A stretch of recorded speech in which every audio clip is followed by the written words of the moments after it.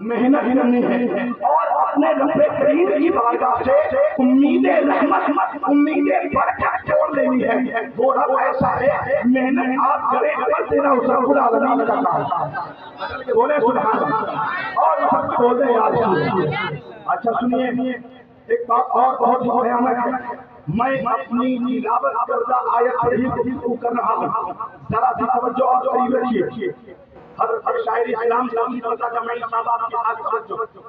اب دیکھیے ذرا، لوگ یہ سمجھتے ہیں کہ اللہ اگر دولت دے رہا ہے، مال دے رہا ہے، تو بعض لوگ یہ سوچتے ہیں کہ اللہ ہم سے راضی ہے، اور بعض لوگ نہیں سوچتے بلکہ معاشرے کا آدمی کہتا ہے بڑا آدمی تو بڑا ظالم ہے لیکن اللہ اسی کو دیے جا رہا ہے، ہم اتنے نیک ہیں اور اللہ ہم کو کچھ نہیں دیتا، ہم تندرست ہیں، یہ پرابلم ہے وہ پرابلم ہے، لیکن فلاں کو تو اللہ بہت دے گا۔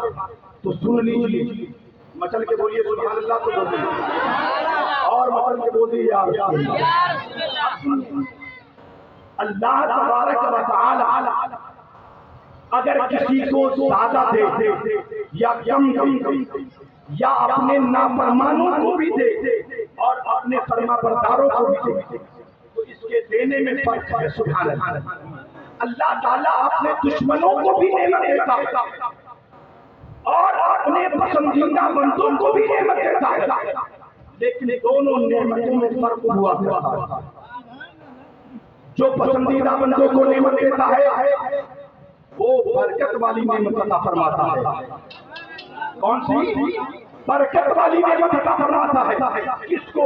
اپنے پسندیدہ اور اپنے محبوبوں کو برکت والی نعمت عطا فرماتا ہے، لیکن اللہ جو اپنے دشمنوں کو دیتا ہے، اپنے نافرمانوں کو دیتا ہے، وہ کون سی نعمت ہے؟ تو مثال دے دوں، مثال سے بات سمجھ میں دل میں اتر جاتی ہے۔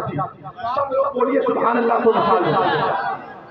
اللہ تعالیٰ اپنے فرما بردار کو نعمت دے، بات سمجھ میں آتی ہے، نافرمانوں کو کیوں نعمت دیتا ہے، دشمنوں کو کیوں نعمت دیتا ہے؟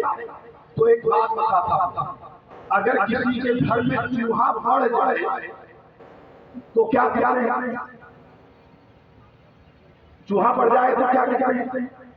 بازار سے چوہے دانی خرید کر کے لاتے ہیں۔ آپ ٹینشن مت لیجیے، میں زیادہ دیر نہیں بولوں، یہ جلسہ اپنا ہے، اسے کامیاب ہونا ہے، اس کی بہت فکر ہے، بالکل بے فکر ہے۔ میں بس اتنی دیر کے لیے آیا ہوں تاکہ ایک آنے والے مہمانوں کے لیے ایک راستہ بن جائے۔ بہت یہ سبحان اللہ، بولتے سبحان اللہ۔ اب سنیے گا توجہ کے ساتھ، آپ کے گھر میں اگر چوہا پڑ جاتا ہے تو آپ کیا کریں؟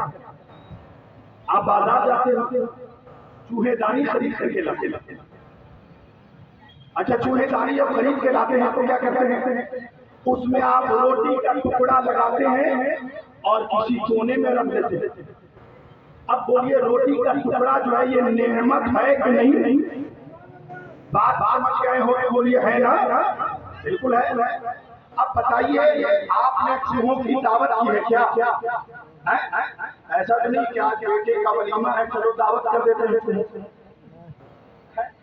ایسا تو نہیں ہے کہ آج جو ہے عقیقہ کی دعوت ہے چلو کو بھی انوائٹ کر دیتے دعوت دے دیتے، ایسا ہے نہیں، بلکہ اس چوہے دانی میں روٹی کا ٹکڑا لگانے کے پیچھے منشا کیا ہے، ارادہ کیا ہے؟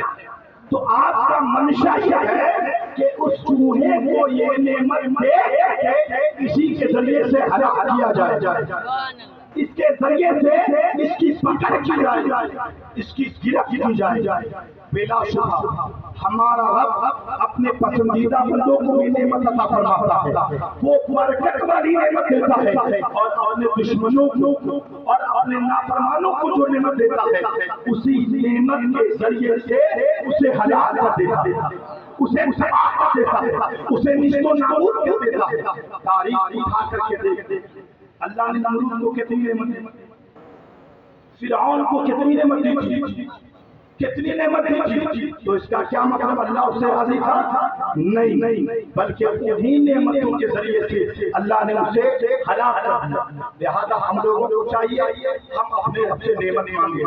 خوب مانگے، دولت مانگے، عزت مانگے، شہرت مانگے، اولاد مانگے، سب مانگے، تو یہ بھی کہیں یا اللہ جو کچھ دے تو ہمیں برکت والی نعمت عطا فرما۔